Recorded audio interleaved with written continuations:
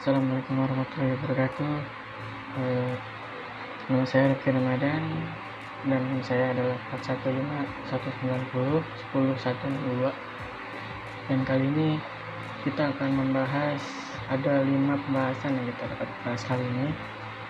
Yang pertama adalah konsep dasar dari sistem operasi, yang kedua evolusi sistem operasi, dan yang ketiga kontribusi sistem operasi, dan keempat konsep arsitektur sistem operasi, dan kelima konsep dasar proses, thread, schematic, multiprocessing, dan microkernel. Kita mulai yang pertama. Yang pertama yaitu adalah konsep dasar sistem operasi. Dari sistem operasi, sistem operasi merupakan perangkat lunak sistem yang mengatur sumber daya dari perangkat keras dan perangkat lunak. Sistem operasi atau operating system merupakan sebuah perhubungan antara user dengan hardware. Sistem operasi sekarang dapat menjalankan berbagai proses, dari proses sederhana sampai proses yang sangat rumit. Dan macam-macam sistem operasi sebagai berikut.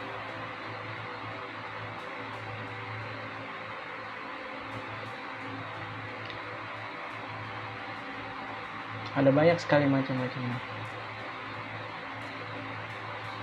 Dan selanjutnya ada struktur dasar sistem operasi.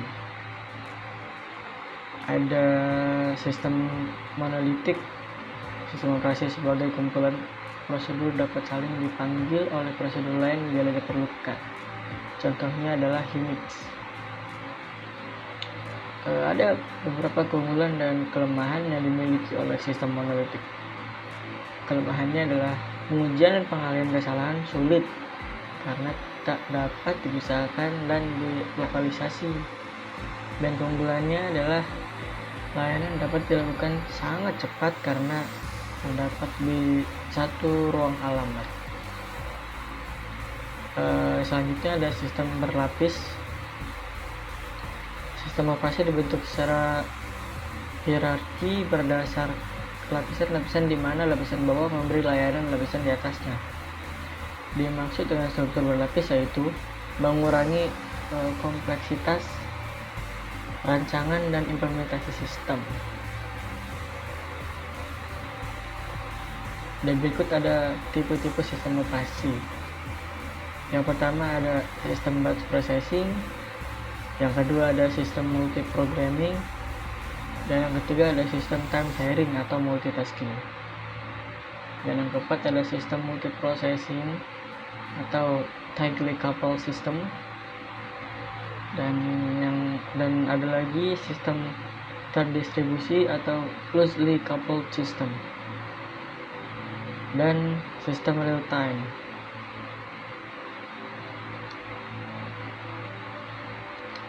Dan selanjutnya kita bahas tentang evolusi sistem operasi. Menurut Tanobin, sistem operasi mengalami perkembangan yang dapat dibagi ke dalam 5 generasi. Generasi awal yaitu pada tahun 1945 sampai 1955. Dan yang kedua ada generasi kedua pada tahun 1955 sampai 1965. Dan yang ketiga adalah generasi ketiga muncul pada tahun 1965 sampai 1980.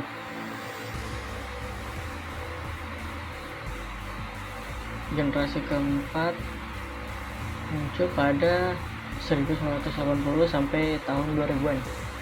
Dan generasi selanjutnya. Pada generasi ini diperkenalkan sistem operasi yang berada dalam sebuah sistem operasi dan sistem operasi bergerak atau mobile. Para perangkat bergerak seperti PDA, pocket PC, laptop, notebook, dan netbook. Sistem operasi jaringan virtual juga berkembang sehingga dalam satu jaringan hanya diinstal satu buah sistem operasi pada perangkat server.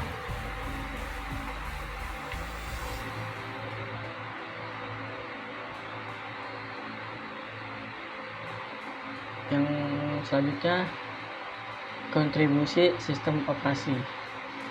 Sistem operasi berkembang dengan pesat mengikuti perkembangan teknologi komputer sehingga penggunaan lebih dimanjakan dengan berbagai kemudahan dalam melakukan komunikasi dengan komputer. Jika dahulu pengguna komputer lebih banyak harus menghafal jenis-jenis perintah, maka sekarang ini pengguna sudah dibantu dengan gambar dalam bentuk kotak atau toolbar yang mudah dipahami tanpa harus mengingat perintah-perintahnya tersebut. Kontribusi sistem operasi memiliki peranan dan fungsi sebagai berikut. Pertama ada sebagai kernel, kedua sebagai guardian, ketiga sebagai gatekeeper, keempat sebagai optimizer, kelima dengan koordinator, dan keenam program test. Dan ketujuh adalah sebagai server, ke-8 sebagai akuntan, ke-9 sebagai interface, ke-10 sebagai sistem resource manager, dan ke-11 sebagai virtual machine. Yang selanjutnya ada konsep arsitektur sistem operasi. Arsitektur perangkat lunak merupakan struktur yang menjadikan landasan untuk menentukan keberadaan komponen-komponen perangkat lunak. Cara komponen-komponen untuk saling berinteraksi dan organisasi komponen dalam membentuk perangkat lunak. Arsitektur sistem operasi merupakan arsitektur perangkat lunak yang digunakan dalam membangun perangkat lunak. Sistem operasi arsitektur sistem operasi model yang semakin kompleks dan rumit memerlukan sistem operasi yang dirancang dengan sangat hati-hati agar dapat berfungsi secara optimum dan mudah untuk dimodifikasi. Arsitektur sistem operasi modern diantara lain adalah sistem monolitik, sistem berlapis, sistem klien atau server, dan sistem virtual machine,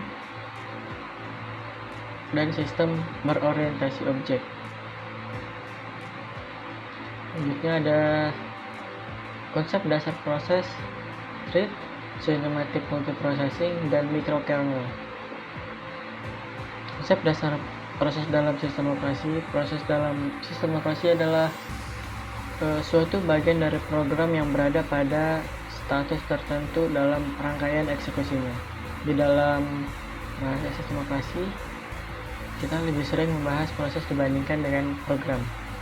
Pada sistem operasi modern, pada suatu saat tidak seluruh program dimuat dalam memori, tetapi hanya satu bagian saja dari program tersebut, sedangkan bagian lain dari program tersebut tetap beristirahat di media penyimpanan disk.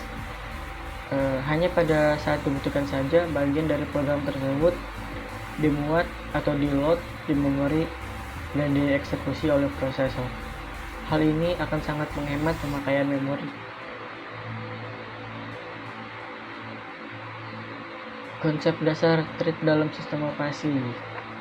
Yang dimaksud thread dalam sistem operasi dapat diartikan sebagai sekumpulan perintah instruktur yang dapat dilaksanakan secara sejajar dengan order lainnya. Dan konsep dasar symmetric multiprocessing melibatkan arsitektur perangkat keras dan perangkat lunak komputer multiprosesor di mana dua atau lebih prosesor identik dihubungkan ke satu memori utama bersama, memiliki akses ke semua perangkat input dan output. Di sini ada konsep dasar microkernel. Ini dimaksud konsep microkernel merupakan seperangkat perangkat lunak dalam jumlah minimum yang menyediakan beragam mekanisme dasar yang dibutuhkan untuk bekerja sebagai sistem operasi. Seperti halnya manajemen pengalamatan ruang tingkat rendah, manajemen thread, dan komunikasi antar proses. Dalam implementasinya, microkernel merupakan satu-satunya perangkat lunak yang berjalan dengan tingkat kewenangan tertinggi.